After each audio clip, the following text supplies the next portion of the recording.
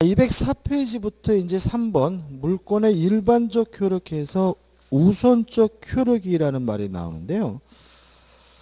일단 그 우선적 효력이라는 말에서 좀 조심할 게 뭐냐면 우리 민법에서 우선이라는 말은 우선이란 뜻이 아니에요.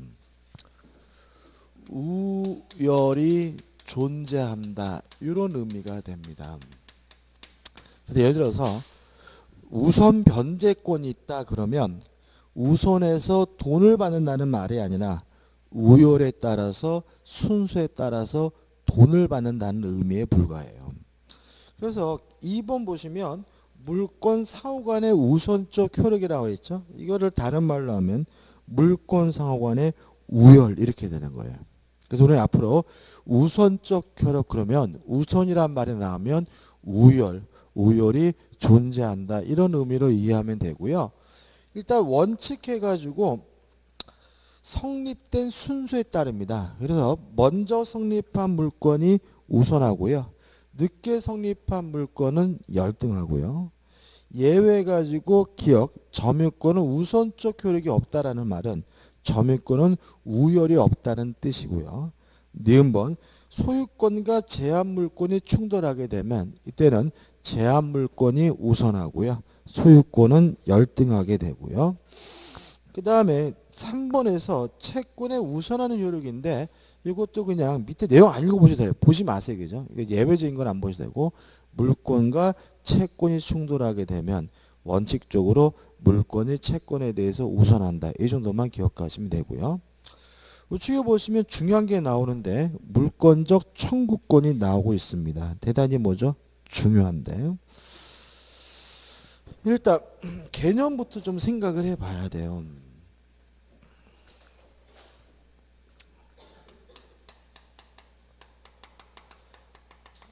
물권적 청구권이 뭐냐 이렇게 물어봤을 때 개념은 물권으로부터 발생하는 청구권 이렇게 이해하셔야 돼요.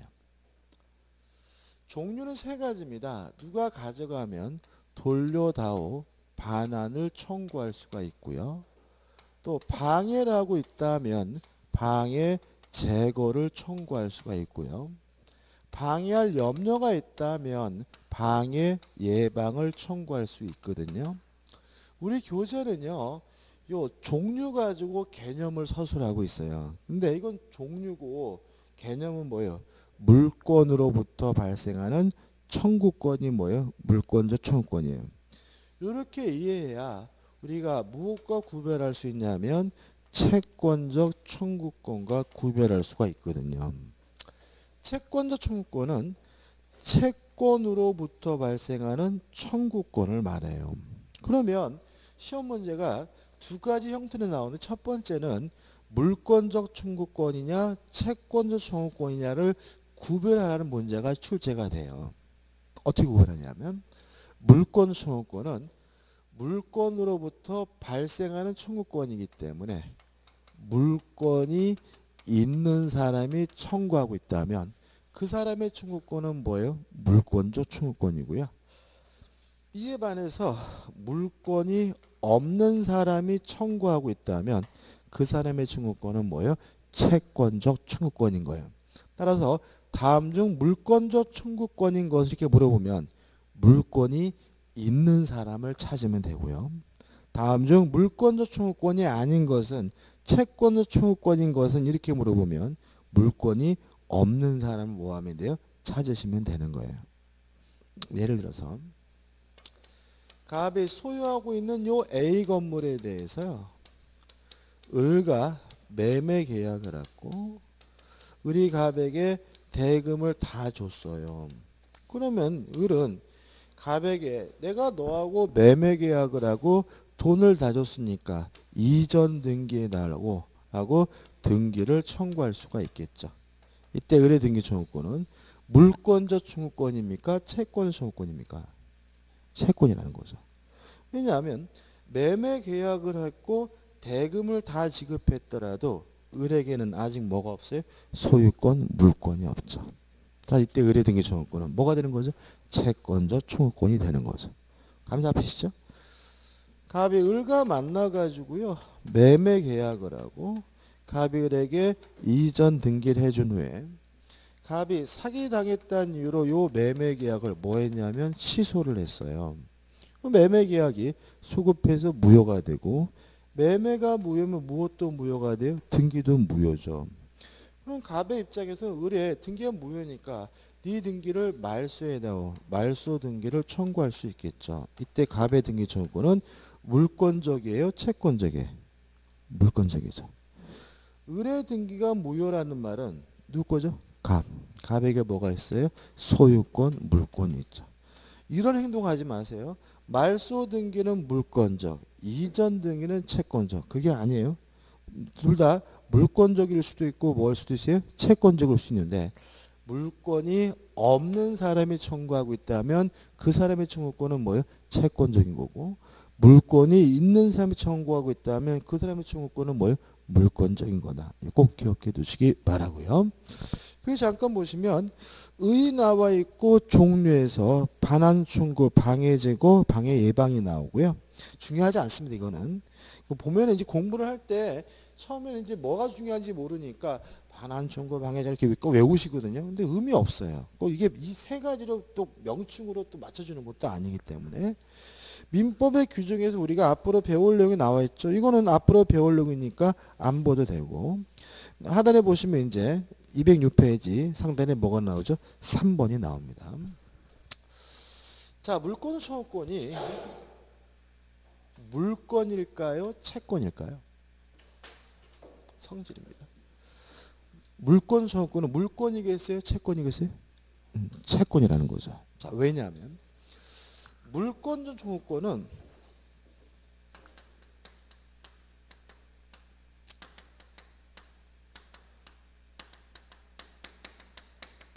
사람에 대한 권리죠. 그죠? 누구한테 달라고 하는 거예요? 가져간 사람에게.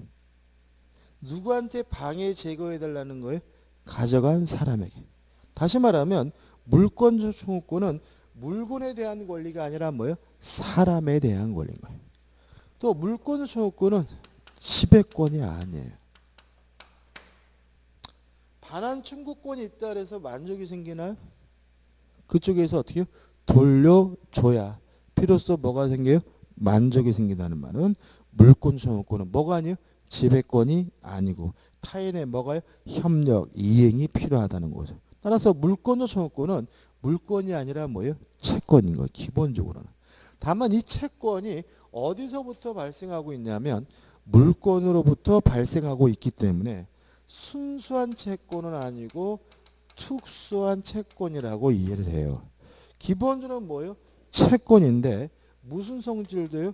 물권적 성질도 아울러 가지고 있는 특수한 채권을 이해하는 것이 뭐예요? 통설의 태도예요. 그래서 앞으로 물권 청구권이 물권이냐 채권이냐 물어보면 일단은 뭐라고요? 채권이다. 다만 그 채권이 어디서부터 발생하고 있어요? 물권으로부터 발생하고 있으니까 물권적 성질도 아울러 가지고 있는 뭐죠? 특수한 채권이다. 이렇게 기억하시고 교재는 주로 요 내용이 나와 있는데 이거는 하나밖에 없어요. 물권과 분리될 수가 없다. 그렇습니다. 왜냐하면 물권적 청구권이 없는 물권은 존재 가치가 없어요. 저에게 소유권이 있는데 누가 제 물건을 가져가더라도 반환 청구할 수 없다면 소유권은 아무짝에도 쓸모가 없잖아요. 따라서 물권이 물권으로서 존재 가치가 있으려면 반드시 무엇도 가지고 있어야 돼요? 물권적 청구권도 가지고 있어야 되니까 물권과 절대로 물권적 청구권은 뭐 될 수 없어요? 분리될 수가 없고요. 따라서 물권적 청구권은 뭐에 걸리지 않냐면 소멸시에 걸리지 않아요. 똑같습니다. 만약에 소유권은 소멸시에 걸리지 않는데 물권적 청구권이 소멸시에 걸린다고 한다면 누가 내 물건을 가져가더라도 돌려달라고 뭐 하지 못해요? 요구하지 못한다는 논리가 생기잖아요. 그러면 소유권 자체가 뭐죠? 의미가 없잖아요. 따라서 물권적 청구권은 뭐에 걸리지 않습니까? 소멸시에 걸리지 않는다는 점에서 특색이 있는 거죠. 그래서 교재 보시면은 성질해가지고 1번, 2번이 나와 있는데 너무 복잡하게 나와 있고요. 가장 기본적인 것은 뭐예요? 채권이지만 물권적 성질도 R로 가지고 있는 뭐죠? 특수한 채권이고 뭐에 걸리지 않습니까? 소멸시 걸리지 않는다까지 정확히 기억하시고 자칫 하단에 나와 있는 판례들은 뭐냐면 요겁니다. 물권이 있는 사람이 청구하면 그 사람의 청구권은 뭐예요? 물권적 청구권이니까 뭐에 걸리지 않아요? 소멸시 걸리지 않지만 채권적 청구권은 뭐에 걸려요? 소멸시 걸린다는 얘기의 판례니까 한번 쭉 보시되 중요한 건 아닙니다. 그다음 우측에 보시면 이제 행사 요건이 나오고 1번에서 침해, 방해 또는 침해가 있어야 된다는 건 너무나 당연한 거고요. 중요한 게 뭐냐면 당사자입니다. 당사자에서 첫째, 주체입니다. 현재 물권자이어야 합니다. 다시 말하면 물권이 없는 사람은 절대로 물권적 청구권 행사할 수가 없어요. 왜냐하면 반드시 뭐가 있어야 돼요? 물권이 있어야 되니까요. 예외 없고요. 굉장히 간단한 거지만 아주 시험 문제 잘 내고 잘 틀려요. 물권 수행의 주체는 뭐 해야 됩니까? 물권자이어야 합니다. 두 번째 상대방인데 상대방은 침해자를 말하거든요. 교재 침해자라고 나와 있는데 한번 생각을 해보죠.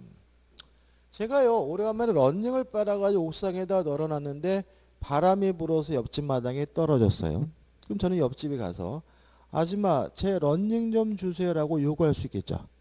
왜냐하면 저는 그 런닝에 대해서 뭐가 있어요? 소유권, 물권이 있고 그죠? 그러면 옆집 아줌마가 물권적 청구권의 상대방이라는 얘기잖아요. 침해자라는 얘기죠. 왜 그런 거예요? 제 런닝을 점유하고 있기 때문에. 따라서 물권적 청구권 상대방은 누구를 말하냐면 점유자를 말한다. 꼭 기억해야 되죠? 뭐라고요? 점유자. 여기서 생각해 볼 게 있죠. 옆집 아줌마는 아무 짓 안 했죠. 그 말은 점유하고만 있다면 그 사람에게 아무런 고의도 과실도 필요 없다는 논리가 생기게 되고요. 그 다음에 점유자이기 되기 때문에 우리가 다음 주에 배울 직접 점유든 간접 점유든 따지지 않아요. 이건 다음 주에 설명드릴 거고 문제는 건물의 철거 청구의 상대방은 아주 잘 나오는데 직접 점유자에게는 못하고 간접 점유자에게만 할 수 있고요. 다음 주에 개념이기 때문에 그냥 예만 들면 직접 점유자의 가장 대표적인 예는 임차인을 말하고요. 간접 점유 대표적인 예는 임대인을 말합니다. 전 다시 해봐요. 주체는 뭐예요? 물권자. 상대방은 누구예요? 점유자. 고의 과실 필요가 없고요. 직접 점유하든 간접 점유든 상관이 없고요. 다만 건물 철거의 상대방은 직접 점유자에게 못하고 누구한테요? 간접 점유자에게만 할 수가 있다. 이게 전부거든요. 교재 보시면 당사자에서 상대방 나오고 판례가 나오죠. 그죠? 판례가 나오고 넘겨보시면 실적 행사의 모습이 여기까지 나오는데 여기까지 쭉 보시는데 지금 제가 뭐까지 설명드리냐면 판례까지 한꺼번에 설명드리는 거예요. 근데 이것도 기억하는 거는 지금 제가 드린 요걸 기억하는 거예요. 지금은 뭐 하는 거예요? 연습하는 거예요. 연습이지 외우자는 얘기가 아니겠죠? 연습을 해보죠. 한번 생각해 볼게요. 자, 갑이 토지를 소유하고 있어요. 뭘 소유하고 있다고요? 토지. 근데 을이 허락도 없이 불법으로 건물을 신축을 했어요. 그러면 갑은 을에게 건물을 철거해 달라고 뭐 할 수 있겠어요? 요구할 수가 있겠죠. 왜요? 을은 갑의 토지를 뭐 하고 있어요? 점유하고 있죠. 다시 말하면 갑은 토지에 대해서 뭐예요? 소유권, 물권이 있고 을은 갑의 토지를 뭐 하고 있어요? 점유하고 있으니까 을은 갑은 을에게 철거해 달라고 뭐 할 수 있는 거예요? 요구할 수가 있는 거예요. 이해되시죠? 을에게 건물에서 나가라, 퇴거할 것을 갑이 을에게 요구할 수 있어요? 없어요? 없다. 이게 올해 작년 시험 문제 답이죠. 왜냐하면 물권적 충고권의 주체는 물권자이어야 합니다. 갑은 토지 소유자예요. 건물은 누구 거예요? 을 거. 내 땅에서 나가라고 할 수는 있어요. 건물에서 나가라고 요구할 수는 없어요. 건물은 누구 거예요? 을 거니까. 이해되시죠? 이렇게 나오면 아유 그러면 이거를 살고 있는 때를 부신다는 얘기냐? 이게 아니에요. 그죠? 만약에 을이 갑이 얘를 내보낼 수가 있다면 얘를 내보내고 지가 건물을 쓸 수가 있잖아요. 그건 아니죠. 땅은 지 거지만 건물은 누구 거예요? 을 거죠. 따라서 내 땅에서 나가라는 의미에서 철거를 요구할 수 있을 뿐 건물에서 퇴거할 것을 요구할 수는 없는 거예요. 이해되시죠? 그죠? 이거고. 하나 더 해볼까요? 또 나오는 거예요. 갑이 요 땅을 팔았어요. 팔고 병과 매매 계약을 하고 병에게 이전 등기를 해줬어요. 그러고 났더니 병한테 전화 왔어요. 사기로 고소하겠대. 방방 떠요. 왜 그러냐 했더니 네가 나대지라고 해서 빈 땅이라고 해서 땅을 샀는데 내가 땅을 사고 보니까 을이 그 땅에 건물을 짓고 살고 있더라. 너 나한테 사기친 거 아니냐. 방방 떠요. 그래서 을이 갑이 을에게 건물을 철거해달라고 요구할 수 있겠어요? 없겠어요? 없다. 물권자 충고권의 주체는 뭐예요? 물권자. 갑이 병과 만나서 매매 계약을 하고 병에게 등기를 줬으면 누구 거예요? 병 거. 갑에게 뭐가 없어요? 소유권이 없어요. 이해되시죠? 그죠? 항상 민법 문제는 그럴듯하게 나오게 되는 거예요. 그럴듯하니까 뭘 하는 거예요? 재판도 하는 거예요. 그죠? 그러니까는 상식 생각하지 마시고 지금 한 가지 한 겁니다. 물권조 청구권의 주체는 반드시 뭐여야 됩니까? 물권자이어야 합니다. 이해되시죠? 그죠? 자, 그 다음에 갑은 을에게 건물을 철거해달라고 뭐 할 수 있어요? 요구할 수가 있어요. 근데 을이 이 건물을 병에게 양도를 했어요. 그러면 갑은 을에게 철거해달라고 해야 돼요? 아니면 지금은 병한테 철거해달라고 해야 돼? 둘 다요? 병한테만 할 수가 있는 거죠. 왜냐하면 상대방은 누구예요? 점유자. 가을이 병한테 건물을 팔았다면 이제 갑의 토지를 점유하는 사람은 더 이상 을이 아니라 누구예요? 병인 거죠. 누가 잘못했는지가 아니에요. 누구 뭐라고요? 물권적 청구의 상대방은 누구라고요? 점유자인 거죠. 따라서 병에게만 요구할 수가 있네요. 이해되시죠? 근데 병은 이 건물이 불법 건물인지 몰랐어요. 선이고 무과실해야 돼요. 무과실해. 그럴 수도 있죠. 이때 갑은 병에게 철거해달라고 요구할 수 있어요? 없어요? 있다. 왜는 거죠? 점유자에게 뭐가 필요 없습니까? 고의나 과실이 필요가 없으니까.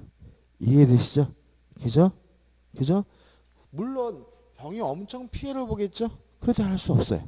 다시 말하면 점유하고 있다면 그 사람에게 아무런 고의나 과실이 없더라도 뭐가 되는 거예요? 물권적 청구권의 상대방이 되는 거예요. 그죠?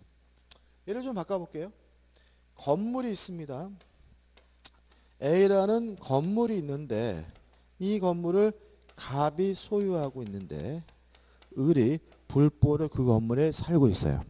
그러면 갑은 내 건물에서 나가라 소유권을 이유로 반환 청구할 수 있겠죠. 왜요? 갑은 건물에 대해서 뭐가 있어요? 소유권이 있고 을은 뭐하고 있어요? 점유하고 있는 거니까요. 근데 을이 이 건물을 병에게 임대를 했어요. 그래서 임차인인 병이 현재 살고 있고요. 을은 그 건물에 안 살고 있어요. 그러면 이 건물에서 나가라고 병, 을 중 누구한테 요구할 수 있을까? 아니면 둘 다 할 수 있나? 둘 다 한다는 거죠. 왜냐하면 임차인은 뭐예요? 직접 점유자. 임대는 뭐예요? 간접 점유자예요. 따라서 병한테 가서 직접 나가라고 요구할 수도 있고요. 을한테 가서 병을 내보내라고 뭐 할 수 있어요? 요구할 수 있는 거예요. 무슨 말 아시겠죠? 그죠? 그죠? 근데 을이 건물을 병에게 임대를 한 경우에는 얘한테는 철거해 달라고 요구할 수가 없어요. 임대인인 감저점유자인 누구한테만요? 을에게만 철거해 달라고 요구할 수가 있는 거예요. 건물의 철거의 상대방은 직접점유자 누구한테는 못해요? 임차인에게는 못하고 누구한테요? 간접점유자 누구한테도 임대인에게. 왜 그런지 아시겠어요? 얘한테 가서 철거해 달라고 그러면 병이 뭐라 그러세요? 이 사람아 내 집도 아닌데 내가 어떻게 철거해 그러겠죠. 철거해 줄 수 있는 사람은 건물의 누군 거예요? 소유자인 거죠. 그렇지 않습니까? 그래서 따라서 철거 청구만은 직접 점유자인 누구에게는요? 임차에게는 못해요. 오히려 소유자인 누구한테만요? 간접 점유자에게만 행사할 수 있음을 주의하시기 바랍니다. 보시면 아시겠지만 간단하죠? 간단한데도 불구하고 문제 자체는 굉장히 길고요. 까다로운 문제일 수 있으니까 정확하게 숙지하시고 뭐 하셔야 돼요? 이해하셔야 돼요. 끝이고요. 그 다음 문제가 이제 208페이지 오시면 6번 해가지고 비용 부담 문제에서 1. 행위 청구권설, 이 인용 청구권설에서 학설이 소개되어 있는데 이렇게 이해하면 안 돼요. 이렇게 이해하면 안 되고 어떻게 이해하셔야 되냐면 3번 비용은 이렇게 기억하셔야 돼요. 원칙과 예외로 나눠서 기억하셔야 돼요. 우리 판례가 그렇습니다. 원칙, 물권적 청구권은 적극적 행위 청구권이기 때문에 비용은 누가 부담하냐면 침해자가 부담합니다. 이게 원칙이에요. 이게 적극적인 청구권설인데 근데 이게 좀 문제가 좀 있어요. 한번 생각해 보세요. 갑이라는 사람이 살고 있고요. 갑의 마당에 멋있는 이렇게 은행나무가 자라고 있고요. 이게 담입니다. 담. 경계고 이웃에 을이 살고 있는데 어느 날 바람이 불어가지고 나무가 부러지는 바람에 을 마당에 뭐죠? 처박혀 있는 상태예요. 누구 나무죠? 갑의 나무죠. 그러면 을의 입장에서 생각을 해보면 요 갑의 나무 때문에 자신의 마당을 쓸 수가 없죠. 그러니까 방해 제거를 청구할 수 있겠죠. 네 나무 가져가라고 청구할 수 있잖아요. 근데 문제는 이 나무가 너무 커가지고요. 사람 힘으로 안 돼가지고 크레인을 끌고 와서 크레인이 뭐죠? 동원돼서 나무를 들어서 옮겼다면 크레인 비용은 누가 부담하느냐? 예, 뭐에 대해서 적극적 행위 청구권이니까 갑은 을에게 적극적으로 방해를 제거해줄 의무가 있으므로 그 제거해주는 비용인 그 비용은 침해자인 누가 부담해요? 갑이 부담하게 된다. 이게 원칙이잖아요. 그죠? 근데 문제는 이게 갑의 입장에서는 어떻게 되냐면 내 나무를 을이 점유하고 있는 거죠. 넘어 들어간 게 러닝이 아니라 나무가 들어간 것 뿐이잖아요. 따라서 어떻게 해요? 반환을 청구할 수가 있고요. 그러면 이때는 이 크레인 비용을 을이 부담해야 된다라는 이상한 논리가 생기거든요. 그렇죠? 그래서 우리 판례가 예외를 인정해요. 예외. 뭐냐면 침해자에게 고의나 과실이 없다면 이때는 적극적 행위 청구권이 아니라 소극적 인용 청구권으로 바뀐다는 입장입니다. 따라 이때는 비용을 침해자가 부담하는 것이 아니라 청구자가 부담한다는 얘기입니다. 이게 이상한 이유는 을에게 뭐예요? 아무런 고의 과실이 없죠. 그러니까 이때는 갖다 달라는 행위 청구권이 아니라 내가 가져갈 때니 참아달라는 뭐로 바뀐다는 거예요? 소극적 인용 청구권으로 바뀐다는 거예요. 따라서 이거는 누가요? 갑이 비용을 부담하게 된다. 이렇게 되는 거예요. 따라서 누가 먼저 청구하든지 이 크레인 비용은 누가 부담할 문제? 갑이 부담할 문제다. 이런 얘기인 거죠. 이해되시나요? 다시 한번요. 러닝이 바람 불어서 옆집 마당에 떨어지면 제가 안방에 누워서 전화해서 아저씨 나 옆집 배불뛰기 아저씨인데 여기 안방에 런닝 갖다 줘라고 할 수는 없는 거예요. 왜요? 그 런닝을 점유한 것에 대해서 그 아줌마에게는 뭐가 없어요? 아무런 고의나 과실이 없잖아요. 이렇게 침해자에게 뭐가 없을 때는요, 고의나 과실이 없을 때는 적극적으로 갖다 달라고 요구하는 게 아니라 아줌마 내가 가져갈 테니까 문 좀 열어주세요 하는 뭐로 바뀐다는 거예요? 소극적 인형 청구권에 불과하다는 얘기예요. 이해되시죠? 그죠? 물론 그 아줌마가 제 런닝의 매력을 느껴서 가져간 거라면, 고의가 있다면 안방에 누워가지고 뭐요? 갖다 달라고 뭐 할 수 있겠어요? 요구할 수 있겠죠. 그죠? 무슨 말 아시겠죠? 그죠? 그래서 원칙은 뭐예요? 비용은 누가 부담합니까? 침해자. 다만 침해자에게 뭐가 없다면요? 고의나 과실이 없다면 누가 부담해요? 청구자가. 그럼 이렇게 되는 거죠. 보세요. 갑이 소유하고 있는 이 토지에 을이 불법으로 건물을 뭐 했어요? 신축했어요. 철거 요구할 수 있겠죠? 철거 비용 누가 부담해요? 철거 비용 누가 부담해? 을. 그죠? 을이 부담하죠. 취해진 거니까. 근데 만약에 을이 이 건물을 병에게 뭐 했어요? 양도를 했어요. 근데 병은 불법으로 지은 지에 대해서 선이고 무과실이에요. 그래도 갑은 병에게 철거해달라고 요구할 수 있죠? 철거 비용 누가 부담해요? 갑. 침해자에게 뭐가 없으니까요? 고의나 과실이 없으니까. 그죠? 그잖아요. 생각해 보세요. 건물 샀어. 이게 불법 건물인지 전혀 몰랐어.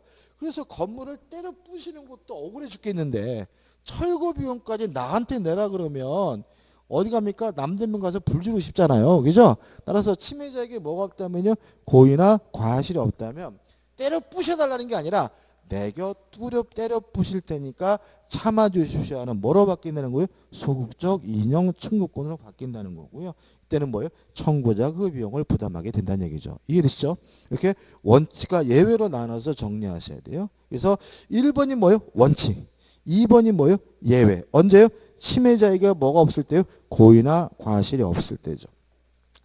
그 다음 다른 청구권과의 관계인데 1번 불법 행위로 인한 손해배상 청구 관계. 이거 이렇게 정리할 필요 없어요. 당연한 겁니다. 자 보세요.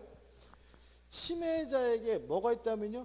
고의나 과실이 있다면 불법 행위를 원인으로 무엇도 청구할 수 있어요? 손해배상도 청구할 수 있지만 침해자에게 뭐가 없으면요? 고의나 과실이 없다면 물권적 청구권만 행사할 수 있고 불법 행위를 원인으로 무엇은요? 손해배상은 청구할 수가 없다. 이해되시죠? 그렇잖아요? 다시 말하면 옆집에 런닝이 바람 불어서 떨어졌으면 제 런닝 주세요라고 요구할 수 있을 뿐이지 그 아줌마한테 불법 행위를 원인으로 뭘 청구할 수는 없어요? 손해배상을 청구할 수는 없는 거죠. 근데 그 아줌마가 제 런닝에 매력을 느껴서 가져간 거라면 제 런닝 주세요 할 수 있을 뿐만 아니라 불법 행위를 원인으로 무엇도요? 손해배상도 청구할 수가 있다. 이렇게 되는 거죠. 그죠? 그래서 고의, 과실이 있으면 둘 다. 고의, 과실이 없으면 뭐예요? 물권적 청구권만. 이렇게 기억하시면 되고요. 그 다음에 하단에 2번, 그 다음에 3번, 2번, 3번 읽어보세요. 설명 안 드릴 겁니다. 중요하지 않고. 우측에 상단에 4번입니다. 임차권 물권이에요? 채권이에요? 채권. 그러면 임차권자는 물권 청구권 행사할 수가 없다. 이렇게 돼야죠. 교재에 나와 있는 거는 틀린 건 아니에요. 근데 이건 예외적인 거야. 그러니까 임차권이 채권인데도 불구하고 뭘 갖게 됐다면요? 대항력을 갖게 됐다면 방해 배제권을 인정하자. 이런 예외적인 거고 항상 우리 민법 뭐가 중요해요? 원칙. 물권적 청구권의 주체는 뭐예요? 물권자여야 한다. 따라서 임차권자는 물권적 청구권을 뭐 할 수 없어요? 행사할 수가 없다. 시험도 뭐가 나와요? 원칙에 많이 나오는 거 그죠? 임차권은 물권이 아니라 뭐예요? 채권이기 때문에 물권적 청구권 행사할 수가 없다. 꼭 기억해 두시고 그 다음에 계약상 방한 청구권과의 관계는 뭐 선택 가능하다 이런 얘기죠. 자 이런 얘기입니다. 임대차 계약 끝났어요. 그러면 계약이 끝났으니까 돌려주세요. 이게 뭐예요? 계약상 반환 청구권이고 내 집이니까 돌려주세요. 이게 뭐예요? 소유권에 의한 물권적 청구권이죠. 아무튼 뭘 행사든지 임대인 입장에서 뭐 하면 그만이에요? 돌려받으면 그만이니까 아무거나 선택해서 뭐 하면 돼요? 행사하면 된다. 까지입니다. 그죠? 교재 굉장히 난잡하게 되어 있는 말은 복잡해졌는데 자, 이 뒷부분은 요거만 기억하시면 되겠죠. 그죠? 요거. 정리해보면 주체는 반드시 뭐 해야 돼요? 물권자여야 한다. 상대방은 누구예요? 점유자인데 고의나 과실은 필요 없고 직간접을 불문하되 건물의 철거 청구는 소유자인 간접 점유자인 임대인에게만 할 수 있다. 비용은 원칙적으로 누가 부담해요? 침해자가 부담하지만 침해자에게 뭐가 없다면요? 고의나 과실이 없다면 오히려 누가요? 청구자가 그 비용을 부담하게 된다까지 기억하시면 됩니다. 끝입니다. 자 이제 넘기셔가지고 214페이지 주시면 뭐가 나오냐면 물권의 변동이 나와요. 물권 변동해가지고 법률 행위에 의한 부동산 물권 변동이 나오고 법률 규정에 의한 부동산 물권 변동이 나오는데 요건 제가 다음 주에 할 거고요. 오늘은 시간 남았으니까 뭘 볼 거냐면 222페이지입니다. 222페이지입니다. 둘둘둘입니다. 둘둘둘 해가지고 공시가 나오죠. 이 부분을 좀 설명을 드릴게요. 그래서 이거를 설명드린 이유는 앞에 있는 법률행위에 의한 물권 변동, 법률 규정에 의한 물권 변동을 이해하기 위해서 필요한 부분이니까 먼저 설명드릴 거고요. 다음 주에는 뭐예요? 진도는 어디서 나갑니까? 교재 214페이지부터 나갈 겁니다. 먼저 222페이지부터 볼 거예요.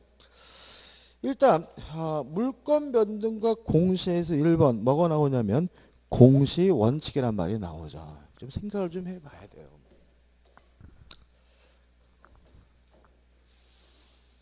일단 공시라는 말이 뭐냐면요. 대외적으로 밝히는 것, 보여주는 것, 우리가 공시라고 합니다. 대외적으로 뭐요? 밝히는 거, 보여주는 걸 우리가 뭐죠? 공시라고 해요. 이 개념도 중요합니다. 그러면 생각해 보자고요. 제가 부동산에 대한 물권이 있어요. 그 사실을 대외적으로 보여주려면은 뭘 해야 되냐면 등기를 해야 하고요. 동산에 대해서 제가 물권이 있어요. 그걸 대외적으로 보여주려면 뭘 하면 되냐면 점유를 하면 되는 거죠. 따라서 부동산 등기와 점유는 왜 하는 거냐면 자신의 권리를 대외적으로 보여주기 위해서 하는 거니까 이거 우리가 뭐라 그래요? 공시 방법이라고 하는 거죠. 그죠? 공시 뭐라고요? 대외적으로 보여주기는 거죠. 부동산은 등기함으로써 자신이 권리자임을 대외적으로 뭐예요? 보여주니까 부동산에 대한 보여주는 방법, 공시 방법 뭐가 돼요? 등기가 되고요. 동산은 점유함으로써 자신이 권리자임을 대외적으로 뭐하게 돼요? 보여주게 되니까 동산에 보여주는 방법, 공시 방법 뭐가 돼요? 점유가 되는 거고요. 결과적으로 부동산은 등기, 동산은 점유함으로써 자신이 권리자임을 대외적으로 뭐하게 돼요? 보여주게 되는데 이걸 우리가 뭐라 그러냐면 공시의 원칙이라고 해요. 이제 공시 원칙을 좀 보는데 기억 의의를 읽어볼게요. 물권은 절대적 지배권이므로 특정 당사자뿐만 아니라 모든 사람이 이거 의미가 없고요. 그렇습니다. 물권의 전부나 변동에 관하여 외부에 언제나 외부에서 인식할 수 있도록 어떤 표상, 표제에 의하여 외부에서 인식할 수 있는 방법을 갖출 필요가 있다. 뭔 개소리인가 싶죠? 그죠? 결국 여기서 보시면 외부에서 인식할 수 있는 방법을 갖춰야 뭐 하게 된다고요? 공시하게 된다 이런 뜻이거든요. 그럼 쉽게 말하면 부동산은 뭘 해야지만요? 등기를 해야지만 외부에 보여준다. 대외적으로 보여주게 된다. 이게 뭐예요? 공시 원칙이에요. 동호 반복입니다. 공시하려면 대외적으로 뭐 하려면요? 보여주려면 부동산은 뭘 해야 돼요? 등기를 해야 되고 동산은 뭘 해야 돼요? 점유를 해야 되는데 이걸 우리가 뭐라 그래요? 공시 원칙이라고 하고요. 우측에 보시면은 공시 원칙의 실행 방법에서 뭐가 나오냐면 입법주의가 나오고 있죠. 그죠? 여기서 제가 강조하고 있는데 이렇게 이해하시면 안 돼요. 물권이 변동되려면 등기해야 된다. 이게 공시 원칙은 이렇게 이해하면 안 된다고요. 물권이 변동되려면이 아니라 물권이 있음을 대외적으로 보여주려면 뭘 해야 돼요? 등기해야 되는데 이게 뭐라고요? 공시 원칙인 거예요. 자, 공시 원칙에는 입법주의가 두 가지 나오는데 첫째, 성립 요건주의, 더 많이 쓰는 말은 형식주의고요. 두 번째, 대항 요건주의, 더 많이 쓰는 것은 의사주의고요. 형식주의는 우리 민법에 채택하고 있고요. 독일 민법에 채택하고 있다 해서 독법주의라고 하고요. 의사주의는 일본 민법에 채택하고 있고요. 프랑스 불란서 민법에 채택하고 있다 해서 불란서 민법에서 불법주의라고 하는데 그런 말 안 씁니다. 이제는 우리 뭐예요? 형식주의, 의사주의. 자, 우리나라부터 생각해 보자고요. 우리나라는 뭘 취합니까? 형식주의. 그럼 생각해 보자고요. 갑이 A라는 건물에 대해서 뭘 하고 있냐면 등기를 하고 있어요. 근데 을이 만나서 매매 계약을 하고 을이 갑에게 대금을 다 지급했더라도 아직도 을에게는 뭐가 없어요? 소유권이 없어요. 을은 소유권을 취득하려면 갑으로부터 뭘 받아야 돼요?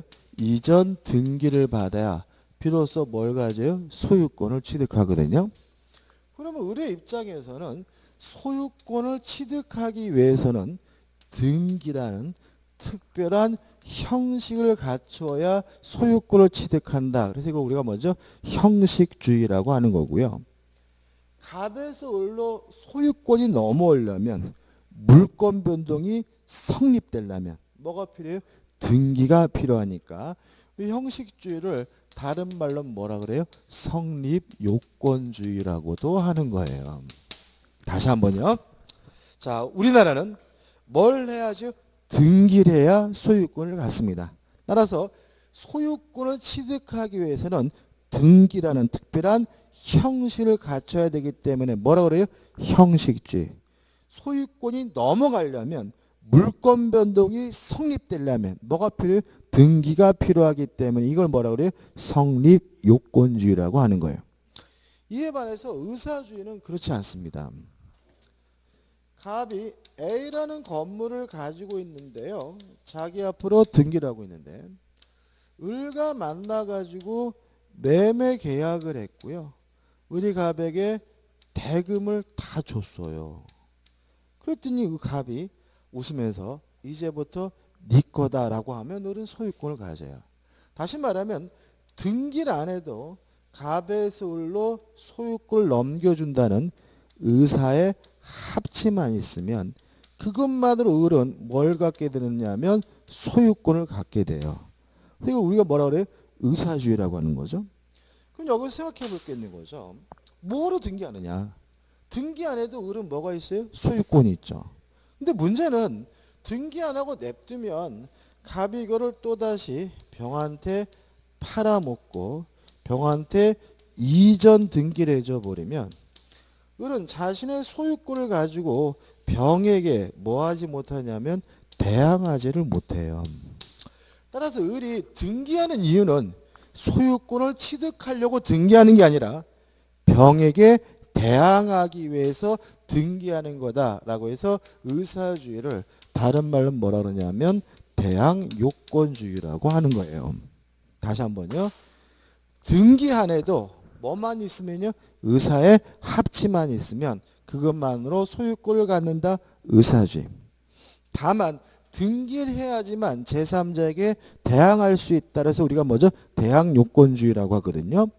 여기서 좀 조심할 게 뭐냐면 공시법칙 그런 게 많은데 공시의 원칙을 만약에 물권이 변동되려면 등기해야 된다. 이렇게 되면은 뭐밖에 안 들어오냐면 형식주의밖에 안 들어오죠. 그죠? 그건 잘못된 개념이에요. 공시의 원칙이란 물권이 변동되려면 등기해야 되는 게 아니라 대외적으로 자신이 권리자임을 보여주려면, 공시하려면 뭘 해야 돼요? 등기를 해야 된다는 원칙이 뭐예요? 공시 원칙이죠. 자, 이렇게 되면 을은 자신이 소유자임을 병에게 대항하려면, 병에게 보여주려면 을에게도 뭐가 필요해요? 등기가 필요하니까 의사주의도 무엇이 관철되고 있는 거예요? 공시의 원칙이 관철되고 있는 거예요. 이해되시죠? 다시 한번요. 공시의 원칙이란 대외적으로 공시하려면 등기를 해야 된다는 원칙이 뭐예요? 공시 원칙입니다. 따라서 의사주의 법자에서도 자신이 소유자임을 대외적으로 뭐 하려면요? 보여주려면 뭐가 필요하죠? 등기가 필요하니까 의사주의도 뭐가 관철되고 있는 거죠? 공시의 원칙이 관철되고 있는 거고요. 그다음 마지막으로 왜 재수없게 우리가 쪽발이 것까지 해야 되느냐? 이 의사주의가 일본 게 아니라 우리나라 게라는 게 문제예요. 왜냐하면 우리 민법은요. 60년 1월 1일부터 시행이 됐어요. 그러면 59년 12월 31일까지는 우리나라에 뭐가 없었어요? 민법이 없었어요. 그것도 왜 민법이 없었겠어요? 지금처럼 이 개자식들이 맨날 싸움박질만 하는 바람에. 그러니까 해방이 되고 나서 국회의원들이 민법을 못 만들어내요. 뭐 하느라고? 싸우느라고. 그러는 바람에 우리는 59년 12월 31일까지는 민법이 없었기 때문에 어느 나라 민법을 쓰고 있었냐면 일본 민법을 쓰고 있었거든요. 그렇기 때문에 우리가 결국은 과거에 뭐 했다는 거예요? 의사주의였다는 거예요. 그래서 날짜까지는 기억할 필요는 없어요. 그렇지만 우리가 과거에 뭐 했다고요? 의사주의였으면 꼭 기억해 두셔야 해요. 그래야 판례들과 내용이 이해되는 게 굉장히 많아요. 참고로 기억을 돕기 위해서 두 가지 말씀드릴게요. 우리가 옛날에 TV 문학관 옛날 드라마 보면 어떤 게 많이 나오냐면 갑돌이하고 갑순이하고 눈이 맞아가지고 꼭 어디서 만나요? 물레방앗간에서 만나잖아요. 물레방앗간을 만나 도망갈 때 땅 문서 집 문서 갖고 도망가죠. 현대적 시각에서 그 아무짝에도 쓸모없는 거예요. 그거 뭐를 가져가 봐야 그건 빳빳이 휴지라도 못 쓰는데 그게 그런 드라마의 내용이 나오는 이유는 뭐냐면 시대적 배경이 뭐예요? 의사주의인 거예요. 다시 말하면 아버지가 집을 샀는데도 뭘 안 하고 있어요? 등기를 안 하고 있어요. 안 하고 있으면 집문서 훔쳐내면 뭐 할 수 있어요? 팔아먹을 수가 있는 거예요. 그러니까 뭐 갑돌이 갑손님과 집문서 땅문서 들고 도망가는 일이 말이 되는 것은 그 시대적 배경이 뭐예요? 의사주의 법제였기 때문에 말이 되는 거예요. 이해되시죠? 또 하나 해결되는 게 있어요. 저희 아버님은 돌아가셨는데 저희 아버님 생존해 계시면 지금 92 이 정도 됐을 것 같은데. 근데 저희 아버님도 보시면 권리증을 등기필증을 굉장히 중요시 하세요. 어르신들은 막 그거를 막 깊이 이렇게 뭐 쨍겨가지고 어떻게 해요? 장롱 깊숙이 스며드시고 자식들한테 보여주지도 않으시잖아요. 그죠? 왜 그러신 거예요? 그분들이 의사주의 법자에서 교육을 받으셨기 때문에 그래요. 그러니까 59년 12월 30일 이전에 초등학교, 소학교를 다니신 분들은 어떻게 배우냐면은 집문서 날리면 집 날리고 땅문서 잊어버리면 땅 날린다라고 배우세요. 왜요? 그 시대는 뭐였어요? 의사주의 법제였으니까 집문서, 땅문서 잊어버리면 뭐예요? 집 날리고 땅 날리거든요. 그 어렸을 때 그 교육이 뭐예요? 머릿속 깊이 뭐죠? 인이 바뀌셔가지고 그런 행동을 하시는 거고 더더군다나 엽기적인 것은 우리도 비슷하다는 거예요. 우리도 그거 잊어버려도 되거든요. 그 애가 딱지치기 찢어버려도 나중에 파실 때 법무사한테 잊어버렸어 이러면 땡이야. 뭐 비용 들 것도 없고 그거 별로 필요한 소리도 아닌데도 불구하고 우리도 어떻게 그거를 뭐예요? 서류 상자에 넣어가지고 어떻게 이렇게 보관하고 있단 말이죠. 이게 뭐예요? 의사주의 법제 우리가 뭐죠? 영향을 받는 거예요. 그것도 일종의 뭐예요? 일제잔재인 거예요. 그래서 우리는 떳떳하게 이제 확 찢어버리셔야 돼. 농담이. 저도 솔직히 안 그래. 농담이니까 아무튼 그런 일이 벌어지는 이유는 뭐가요? 59년 12월 30일까지 우리나라가 과거에 뭐예요? 의사주의였다는 거 잊지 마시기 바랍니다. 그 다음에 고시의 우측 하단에 보시면 공시 원칙의 확장 의미 없고요. 그 다음에 2번에서 뭐가 나오냐면 공신의 원칙이라는 게 나와요. 의와 필요성이 남기고 넘겨보시면 내용이 나오는데 이 내용은 별거 없습니다. 자, 이게 뭐냐면 공시 방법을 신뢰하고 거래한 사람을 보호해 준다면 공짜고 신짜고 따서 공신의 원칙이라고 해요. 결론은 우리 민법은 부동산 등기에 대해서는 공신의 원칙을 인정하지 않습니다. 오히려 동산의 점유에 대해서 공신의 원칙을 인정을 합니다. 따라서 부동산 등기는 믿을 게 못 됩니다. 등기를 믿고 거래했더라도 등기를 신뢰하고 거래했더라도 뭐 받지 못해요? 보호받지 못해요. 왜냐하면 우리는 등기에 대해서 무엇을 인정하지 않아요? 공신의 원칙 인정하지 않아요. 항상 여러분들이 이런 거죠. 절대적 무효가 원칙입니다. 선의 제3자를 보호하는 것은 예외적인 겁니다. 이렇게 말씀을 드리면 다 아세요. 하면서도 틀려. 왜 틀리는 거예요? 그러면 안 되는 것 같은 거야. 이 사람은 선이 무과실인데 등기부 믿었는데, 다시 말하면 절대적 무효가 원칙인 이유의 가장 큰 이유는 뭐냐면 우리는 등기에 대해서 공신의 원칙 인정하지 않아요.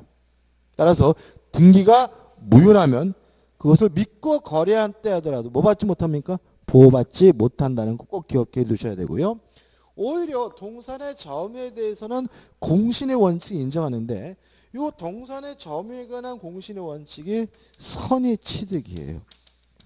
그래서 우리는 이 선의 취득은 뒤에서 따로 배울 거예요. 그래서 우리가 이 선의 취득하면서 공신의 원칙을 자세히 공부할 거고요. 일단 여러분들은 부동산 등기에 대해서는 공신의 원칙을 뭐 하지 않습니까? 인정하지 않는다. 동산의 점유에 대해서 뭘 인정합니까? 공신의 원칙 인정한다까지만 기억해 두시기 바랍니다. 오늘 여기까지 하고요. 여기까지 하고 요걸 가지고 법률행위에 의한 물권 변동이니 법률 규정에 의한 물권 변동인지를 다음 주에 한번 보도록 할 겁니다. 자, 오늘 수고 많으셨습니다. 감사합니다.